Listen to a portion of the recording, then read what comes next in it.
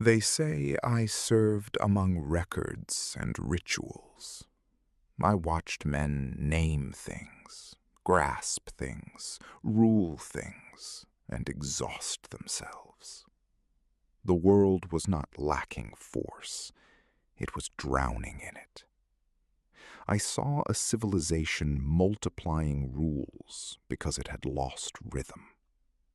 The more men forced order, the more brittle order became.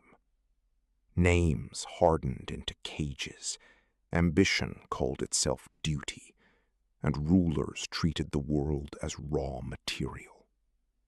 I began to suspect that wisdom might look like subtraction. What I called the Tao cannot be captured by a slogan. It is the way things move before the mind tries to own them.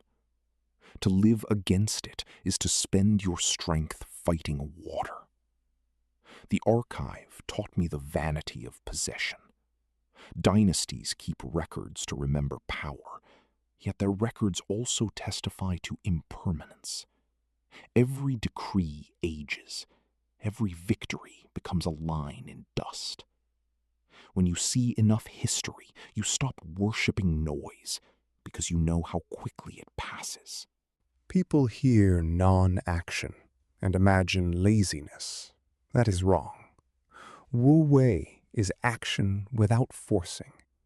The archer who stops fighting the bow becomes more precise. The Tao is not an object the mind can seize. It is the generative way things arise, transform, and return. To name it is already to narrow it. I spoke in paradox because ordinary language is built for grasping, and the deepest reality slips through grasping hands. The hard breaks, the rigid cracks. Water yields, yet wears down stone. A wise person learns from softness without becoming weak. Wu Wei is often misunderstood as laziness. It is skilled non-forcing. The butcher who follows the natural spaces in the joint. The sailor who reads wind rather than fighting it. The leader who removes obstacles rather than multiplying commands. Each acts, but without violence against the situation. I saw ambition turn people into servants of their own hunger. They chased status, then feared losing it. They filled their lives until they could no longer hear them. Water became my teacher because it is lowly and powerful at once. It does not compete for height, yet it shapes valleys. It yields, yet it outlasts stone. Human beings often confuse hardness with strength because they have not studied what endures. The old story says I left civilization behind. At the western gate, a keeper asked me to leave my wisdom behind before disappearing into the mountains.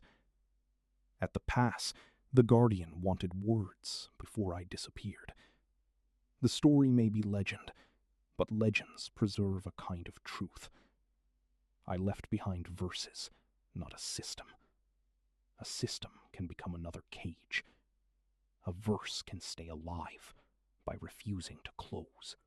A good life may be smaller than pride wants, fewer desires, fewer performances, more attention, more silence, more room for what is already here.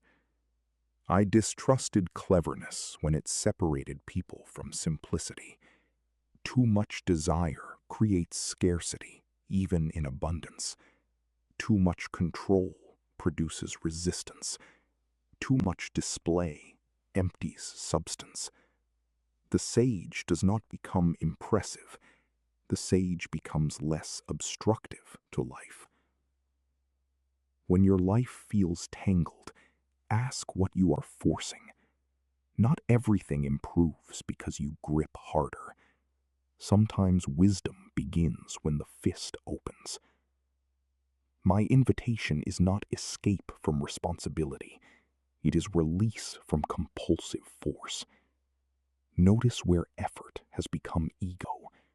Notice where speech has replaced understanding. The way is near when action becomes clean, desire becomes light, and you stop trying to dominate what you could learn to follow.